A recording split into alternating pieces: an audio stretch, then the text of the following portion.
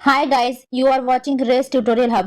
In this video, we will study research objective in details. In my previous video, I have explained about what is research methodology, meaning of research methodology by different scholars.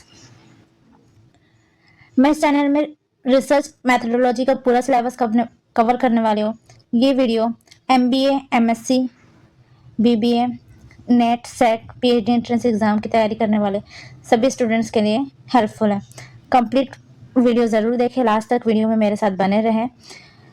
Last में मैं आपको बताऊंगी कि आप ये इस video का PDF कैसे ले सकते हैं, आपके पास कैसे सेंड की जाएगी।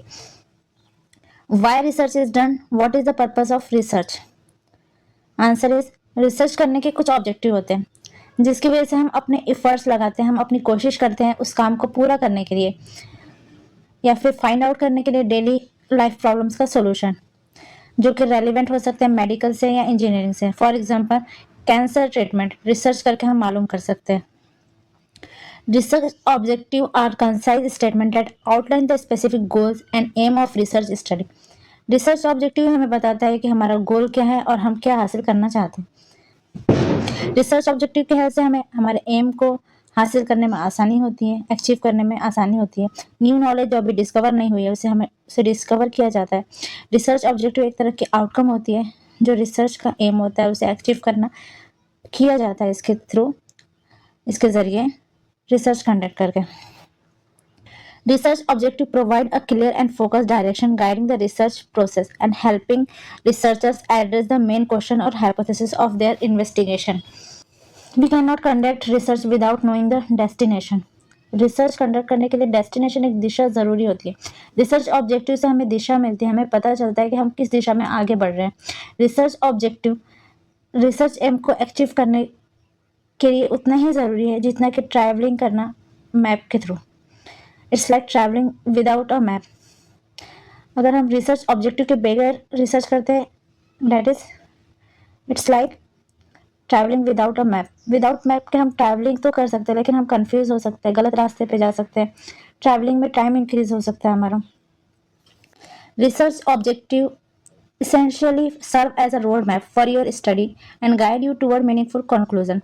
The prime objective of research to find truth which is hidden and not discovered so far and creation of new knowledge. किसी भी तरह का प्रॉब्लम जिसका हमें सामना होता है उस प्रॉब्लम को सॉल्व करने के लिए हम रिसर्च करते हैं या फिर हम न्यू नॉलेज को क्रिएट करने के लिए रिसर्च करते हैं। फॉर एग्जाम्पल जो फर्स्ट मोबाइल लॉन्च हुई थी उस वक्त उसका डिफरेंट शेप था।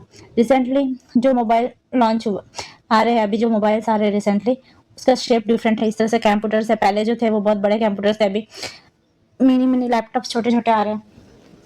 तो ये रिसर्च से ही पॉसिबल हुआ है। न्यू टेक्नोलॉजी रिसर्च की वजह से क्रिएट होती है। रिसर्च ऑब्जेक्टिव ही रिसर्च वर्क को दिशा और वे देते हैं। जब हम रिसर्च ऑब्जेक्टिव डिफाइन कर लेते हैं या तय कर लेते हैं तो हमें गाइड मिलती है किसी क्वेश्चन का आंसर मालूम करने का, और हम हाइपोथेसिस मींस एजम्पशन को मालूम कर सकते हैं कि विच hypothesis is correct.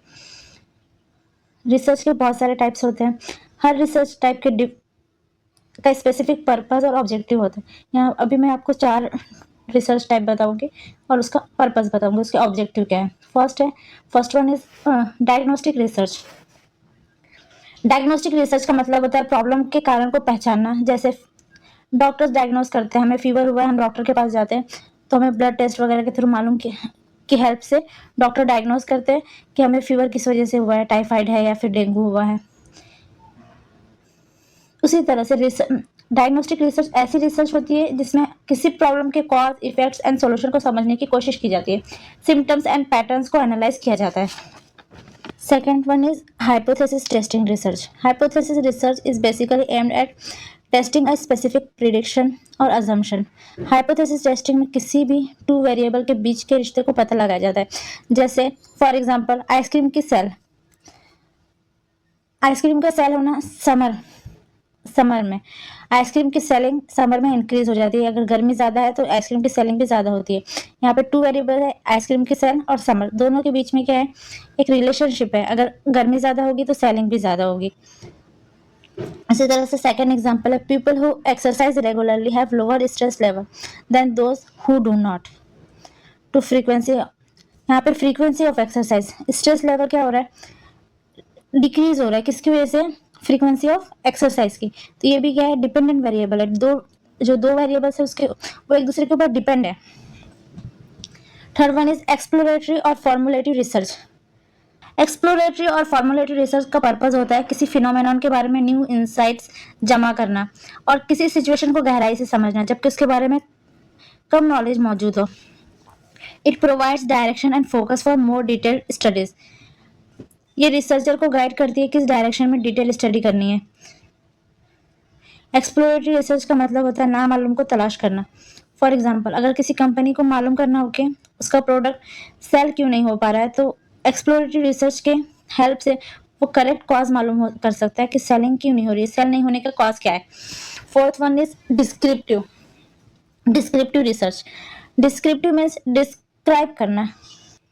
Descriptive research का पर्पस है किसी पर्टिकुलर इंडिविजुअल सिचुएशन और ग्रुप की कैरेक्टरिस्टिक को एक्यूरेटली डिस्क्राइब करना। फॉर एग्जांपल, कार सेलिंग किसी सिटीज में किस चीज़ पे डिपेंड है, वहाँ के लोगों के नेचर के ऊपर डिपेंड है कि वहाँ के लोग ऑफिस जाने के लिए, ट्रैवलिंग के लिए ज़्यादा प्रीफर क्या करते हैं, खुद की व्हीकल प्रीफर करते हैं या फिर ट्रेन मेट्रो का यूज़ करना ज़्यादा प्रीफर करते हैं। इसके ऊपर डिपेंड है कार और दूसरे व्हीकल का सेलिंग।